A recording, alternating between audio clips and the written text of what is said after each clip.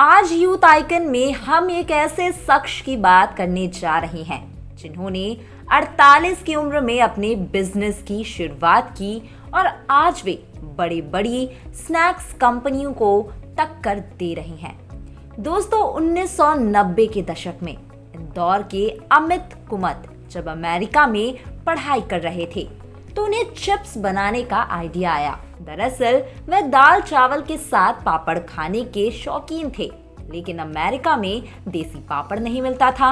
इसकी कमी वह चिप्स खाकर पूरी करते थे। अमेरिका से साइंस में मास्टर डिग्री लेने के बाद वह कुछ अलग करने के जज्बे के साथ स्वदेश लौट आए, लेकिन इंदौर लौटने पर उन्हें मन मुताबिक नौकरी नहीं मिली। थक हार कर उन्होंने अपने पिता के कपड़ों के बिजनेस में हाथ बटाना शुरू कर दिया।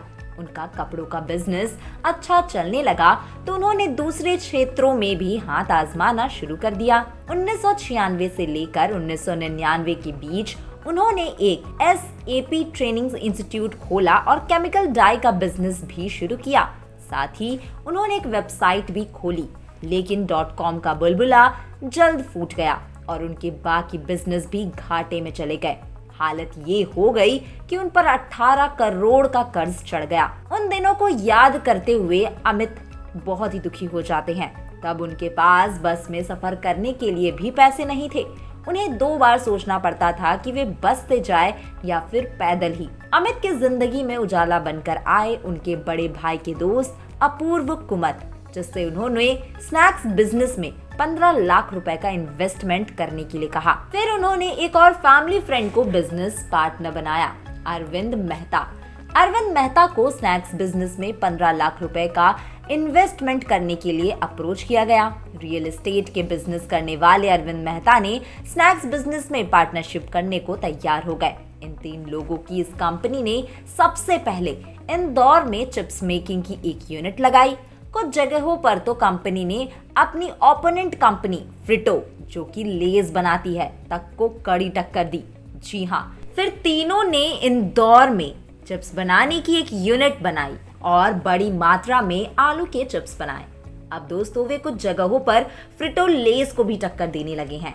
दोस्तों, 2006 और 2007 में पेप्सिको इंडिया के लोकप्रिय प्रोडक्ट कुरकुरे को टक्कर देने के लिए अमित की कंपनी ने येलो डायमंड ने चुलबुले लॉन्च किया। येलो डायमंड की कामयाबी को देखते हुए 2009 में जानी मानी global venture company sequoia capital ने इस कंपनी में इन्वेस्ट करने के लिए कॉन्टैक्ट किया, लेकिन कुमत ब्रदर्स और मेहता ने हामी भरने के लिए 18 महीने का इंतजार कराया। इसके बाद वेंचर फर्म ने $3 करोड़ का इन्वेस्टमेंट किया।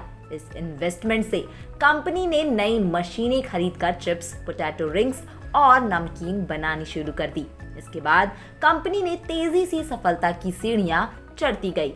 कंपनी ने अभिनेता सलमान खान को अपना ब्रांड एम्बेसडर बनाया है। जहां पहले इस कंपनी में केवल 3 लोग काम करते थे, वहीं आज 750 लोग फुल टाइम एम्प्लॉयमेंट है। वहीं करीब 3000 लोग इनडायरेक्टली काम करते हैं।